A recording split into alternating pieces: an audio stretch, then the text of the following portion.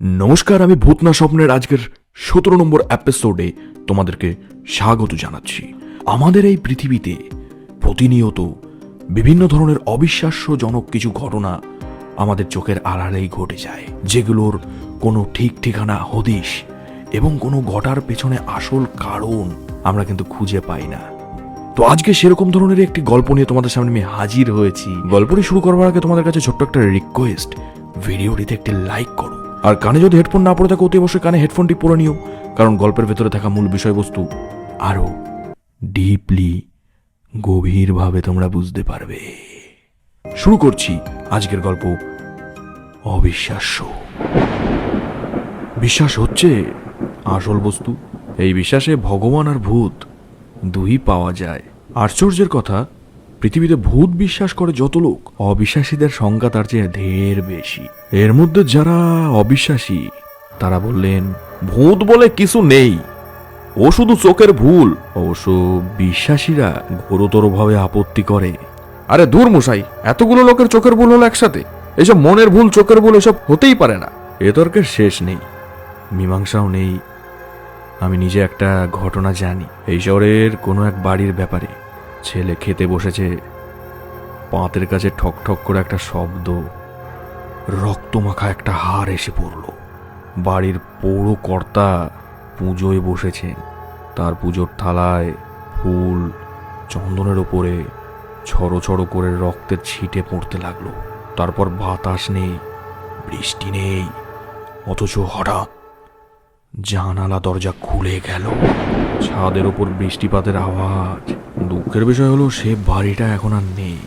Corporation থেকে ভেঙে ফেলা হয়েছে বড় রাস্তা করার জন্য। বাড়ি ভাঙতে দেখা গেল বাড়ির ভেতরে একটা কবর। কবেকার অবশ্য কেউ জানে না, কিন্তু সকলের ধারণা এটাই বিপদের কারণ। অবশ্য এ ঘটনা চোখে দেখা যায় না।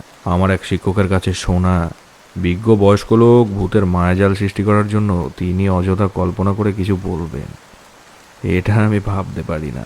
আজ তোমাদের যে ঘটনা আমি শোনাবো সেটা আমার নিজের চোখে দেখা। আমার সমবয়সীদের কথাটা বলেছিলাম, বলেছে ডাক্তার দেখা হয়ে তোমার হজমের গোলমাল হচ্ছে। আমি জানি তোমরা মানুষকে নিরর্থক সন্দেহ করো না, সবকিছু সহানুভূতি দিয়ে বিচার করো। সেই সাহসে এ কাহিনী তোমাদের কাছে বলছি। আজ থেকে প্রায় 30 বছর আগেকার কথা। সবে কলেজ থেকে বেরিয়েছি, ইতস্তত চাকরির সন্ধান করছি। এমন সময় পাড়ার ছেলেরা আমার কাছে এসে হাজির। কি ব্যাপার, এখন তো পুজোর মরশুম নয়, তবে কিসের চাঁদা? ছেলেরা হাসলো। আরে না না, চাঁদা নয়, চাঁদা নয়, স্কুল বন্ধ হয়ে গেছে, আমরা অভিনয় করব, একটা বই ঠিক করে দিন তো। বললাম, অভিনয়? কেন হে, অভিনয়ের পেছনে এখন কেন পড়লে? কি করব বলুন? হঠাৎ মুখ থেকে বেরিয়ে গেল, জলসা ক। তখন এ যুগের মতো অলিতে গলিতে সপ্তাহে 2টো করে জলসা রেওয়াজ হয়নি। তাই ছেলেদের বললাম, গান থাকবে, বাজনা থাকবে ও আবৃত্তি থাকবে, আর তোমরা যদি চাও দুটো একটি নাটকের ব্যবস্থা অবশ্যই করতে পারো। ছেলেরা তো খুব খুশি, তবে একটু আপত্তির সুর তুলল। দাদা, 2-1জন ভালো শিল্পী না থাকলে শুধু আমাদের গান বাজনা শুনতে কি কেউ টিকিট কিনবে? আমরা লাইব্রেরির জন্য কিছু টাকা তুলতে চাই। কলেজে আমাদের বছরে 2টো করে বিচিত্র অনুষ্ঠান হতো, সেই সব পরিকল্পনা আর আয়োজন ভারও ছিল আমাদের উপরে। বাইরে থেকে গায়ক গায়িকা কলকাতায় এলেই আমি যোগাযোগ করতাম, তাদের নিয়ে আসতাম কলেজে। কিন্তু কলেজের অর্থ সামর্থ্য ছিল, পাড়ার ছেলেরা কি মোটা টাকা দক্ষিণা দিয়ে এদের আনতে পারবে? ছেলেদের একথা শুনে কিছুই বললাম না, বেচারিরা মনে কষ্ট পাবে। তাই মুখ বুজে বললাম, ঠিক আছে, খোঁজ করে দেখি কলকাতায় কে আছে, অন্তত একজনকে তো আনার চেষ্টা করতেই হবে। তা তোদের অনুষ্ঠান কবে হবে? ছেলেরা তারিখ বলল। আমি যথাসময় বেরিয়ে পড়লাম। আগে খোঁজ নিয়েছিলাম, 2জন এ সময় শহরে আছেন, রোজিনা বেগম এবং আনোয়ার আর উস্তাদ জামির খা। এদের 2জনের সঙ্গেই আমার যথেষ্ট ইজ্জত আছে, অনেকবার কলেজে এসেছেন। প্রথমে গেলাম বেগম আনোয়ারের কাছে। সব শুনে বেগম বললেন, নিজেই এসেছেন বাবুজি? কি আর বলবো, কিন্তু আমি আজ রাতে পাটনা রওনা হচ্ছি যে। আমি বললাম, পাটনা? হ্যাঁ, গর্দানিবাগে গানের আসর আছে, কথা দিয়েছি, জানাব রাখতেই হবে, কসুর মাফ করবেন বাবুজি। এরপর আর কি বলবো। জিজ্ঞাসা করলাম, আচ্ছা ওস্তাদ জামির খা কোথায় আছেন বলতে পারেন? শুনেছিলাম তিনি ভোপাল থেকে এসেছেন। বেগম আনোয়ার বিষণ্ণ কণ্ঠে বললেন, জামির খা সাহেব এখানে আসেন? তবে শুনলাম তার শরীরটা নাকি খুব খারাপ, আসলে কি আর গান গাইবেন? দেখি চেষ্টা করে। আমি বললাম, আরে দেখি না চেষ্টা করে, আপনি ঠিকানাটা তো বলুন। বেগম আনোয়ারকে সেলাম জানিয়ে বেরিয়ে এলাম। ঠিক জায়গায় ট্রাম থেকে নামলাম। অপস্রোত গলি, দুপাশে সব বস্তি, ইতস্তত মুরগির পাল বেড়াচ্ছে, জরাজীর্ণ বাড়ি, একপাশে দেওয়াল ভেঙে পড়েছে, আগাছার ঝোপ, সাদা রং দিয়ে বাড়ির নম্বর লেখা। শিল্পীর খেয়াল ছাড়া আর কি, নইলে এমন জায়গায় ওস্তাদ জামির খা থাকবেন এটা কল্পনার অতীত। উঠানে দাঁড়িয়ে ডাকলাম, ওস্তাদজি, ও ওস্তাদজি। বার তিনেক হাঁক দেওয়ার পর ভেতর থেকে ক্ষীণ কণ্ঠ ভেসে এলো, কে কে ওখানে? ভেতরে ঢুকলাম, ঢুকেই চমকে উঠলাম। পাতলা একটা ফতুয়া পরনে, গালে দাড়ির ঝোপ, কোটরাগত চোখ, ময়লা একটা তাকিয়া ঠেস দিয়ে বসে আছেন। ওস্তাদজি স্নাত হাসলেন। শরীরটা কতদিন খুব খারাপ যাচ্ছে, পানিতে বড্ড কষ্ট পাচ্ছি বুঝলে। একটু হৃদস্তত করে আমার কথাটা নিবেদন করলাম। ওস্তাদজি থেমে থেমে বললেন,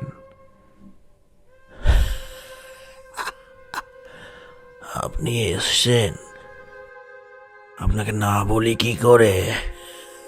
আপনার হাত দিয়ে অনেক দিন অনেক টাকা পেয়েছি বুঝলে। কলেজের উৎসবে প্রত্যেক বছরে আপনি নিয়ে গেছেন। কবে আপনাদের অনুষ্ঠান? এই তো সামনে শনিবার। শনিবার? তার মানে এখনো 4 দিন সময় আছে।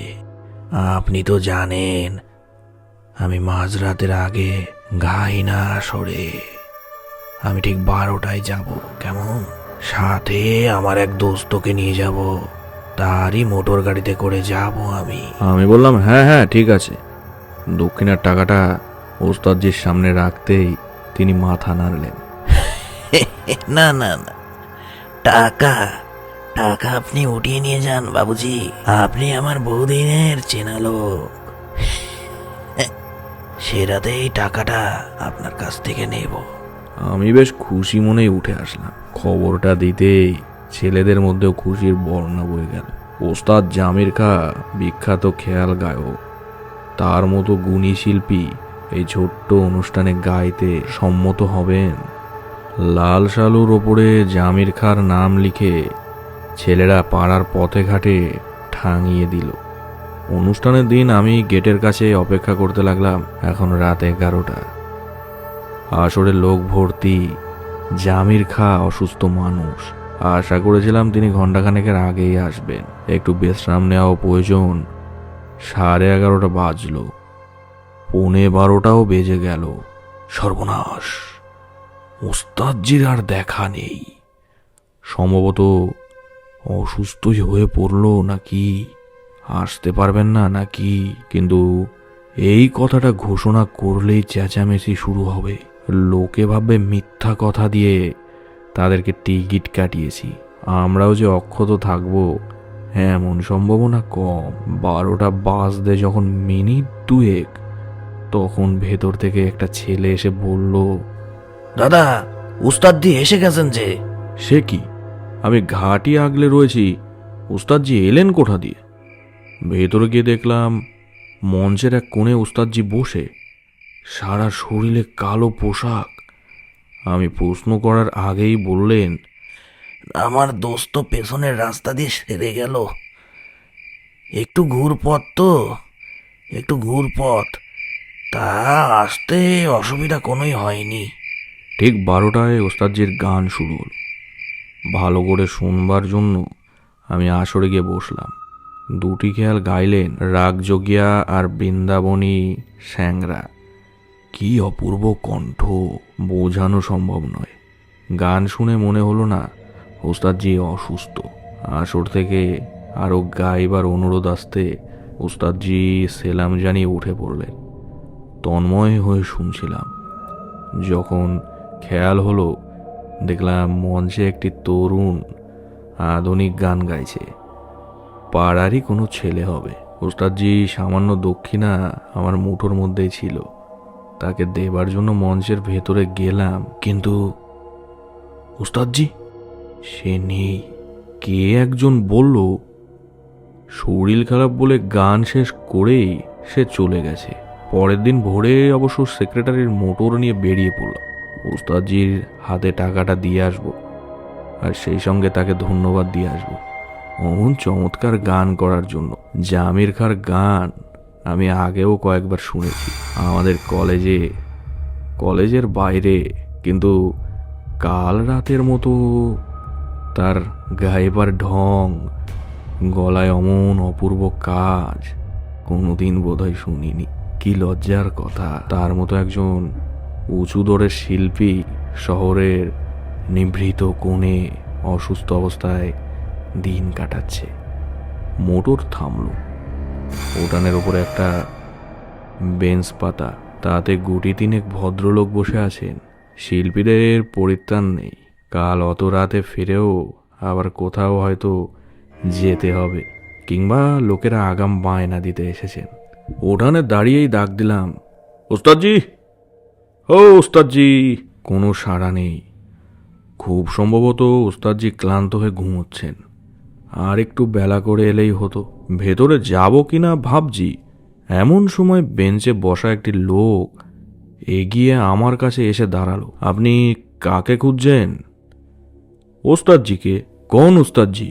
আরে ওস্তাদজি জামির খাঁ, বিখ্যাত খেয়াল গায়ক। লোকটি বার কয়েক আমার আপদমস্তক দেখে প্রশ্ন করলেন, আচ্ছা আপনি কোথা থেকে এসছেন বলুন তো? আরে দাদা, আমি চাপাতলা বয়েজ ক্লাব থেকে এসছি। কাল রাতে ওস্তাদজি আমাদের ওখানে গান গাইতে গিয়েছিলেন, যে শরীর খারাপ বলে তাড়াতাড়ি চলে আসলেন, তাই তাকে টাকাটা দিতে এসছি। লোকটি আমার মুখের দিকে একটু হাত নেড়ে বেঞ্চে বসা একটা লোককে ডাকলেন। তিনি আসতেই উর্দুতে তার সঙ্গে কিছুক্ষণ কি যে বললেন, তারপর আমার দিকে ফিরে বললেন, আপনি আসুন আমার সঙ্গে। লোকটির পেছন পেছনে ভেতরে গেলাম। এক হাতে পর্দা সরিয়ে উকি দিয়েই চমকে উঠলাম। ওস্তাদ জামির খাঁ শুয়ে আছেন, দুটি হাত বুকের ওপরে জড়ো করা, চোখ নিমিলিত, বোঝা যায় দেহে প্রাণের লক্ষণ নেই।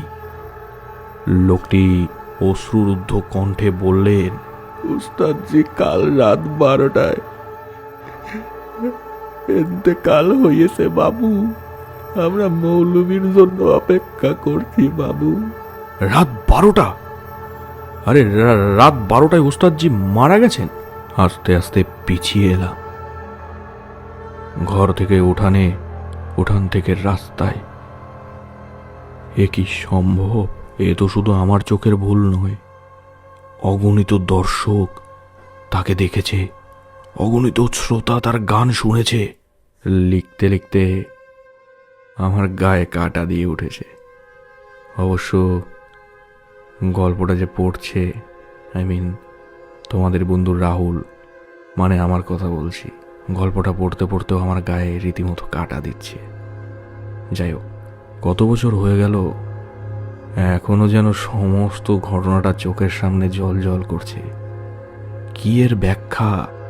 জাবান রাখার জন্য ওস্তাদ জামির খাঁয়ের আত্মা আমাদের আসরে গিয়ে গান গেয়ে এসেছিলেন, এমন প্রশ্ন আমাকে করো না। এর উত্তর আমার জানা নেই। তবে একটু জানি, সংবাদপত্রে ওস্তাদজির মৃত্যুর খবর পড়ে আমার মতো বহু লোকই চমকে উঠেছিলেন। যারা সে রাতে ওই আসরে ওস্তাদজিকে দেখেছিলেন, তার দুখানি অন্নবদ্য গান শুনেছিলেন, অনেকেই মনকে বুঝিয়েছিলেন কাগজের মৃত্যুর সময়টা ভুল লিখেছে, কিন্তু আমি মনকে কি বোঝাবো? তাই বলছিলাম, বিশ্বাস করো। বিশ্বাস ছাড়া আর পথ নেই। আমাদের এই জগতে, আমাদের এই চোখের সামনে আমরা নিজেরা লক্ষ্য না করতেও অনেক কিছুই ঘটে। হয়তো আমরা তখন সেই জিনিসটা বুঝতে পারি না, আবার অনেকে জিনিসটা বুঝতে পেরেও কিছু করার থাকে না। আবার অনেকের সাথে এমন এমন কিছু অলৌকিক ঘটনা ঘটে যায় যার আর কোনো মাহাত্ম্য খুঁজে পাওয়া যায় না। এই ধরনেরই বিশ্বাস অবিশ্বাস নিয়ে আমাদের জীবন, আর আমাদের এইভাবেই এই জীবনটা অতিক্রম করে যেতে হবে। ভিডিওটি আজকে আমি এখানেই শেষ করছি। আজকের ভিডিওটি তোমাদের কিরকম লাগলো অবশ্যই আমাকে তোমাদের ফিডব্যাক হিসাবে আমাকে কমেন্ট বক্সে কমেন্ট করে যেও। তোমাদের এবং তোমাদের কোনো প্রিয় মানুষের সাথে যদি এই ধরনের কোনো অলৌকিক ঘটনা ঘটে থাকে, আমাকে নির্দ্বিধায় তা মেল করতে পারো। আমার মেল আইডিটি আমি এই ভিডিওর ডেসক্রিপশন বক্সে এবং আমার এই চ্যানেলের অ্যাবাউট সেকশনে দিয়ে রাখলাম। তোমাদের পাঠানো মেলের জন্য আমি অধীর আগ্রহে বসে রইলাম। যদিও আমার চ্যানেলটি নতুন, তাই হয়তো কোনো শ্রোতা আমার ভিডিওটি দেখে তার জীবনের ঘটনা আমাকে জানায় না। তবে তোমাদের ভালোবাসা এবং প্রতিশ্রুতি যদি আমি ক্রমাগতভাবে পেতে থাকি, একদিন তোমাদের পাঠানো গল্প আমি তোমাদেরকে পাঠ করে শোনাতে সফল হব এবং আমার মনের ইচ্ছা পূরণ হবে। একমাত্র এটা তোমরাই করতে পারো, যেটা এই ভিডিওগুলি তোমরা তোমাদের বন্ধুদের সাথে শেয়ার করে এবং তোমাদের পরিবারের সাথে যারা এই ধরনের গল্প শুনতে আগ্রহী তাদের কাছে এই গল্পগুলি পাঠিয়ে আমাকে আরও মোটিভেশন জাগাতে পারো। তো আর বেশি কথা না, তাহলে আজকে বিদায় জানাচ্ছি। দেখা হচ্ছে পরের কোনো এপিসোডে। ততদিনের জন্য ভালো থাকো, সুস্থ থাকো। শুভরাত্রি।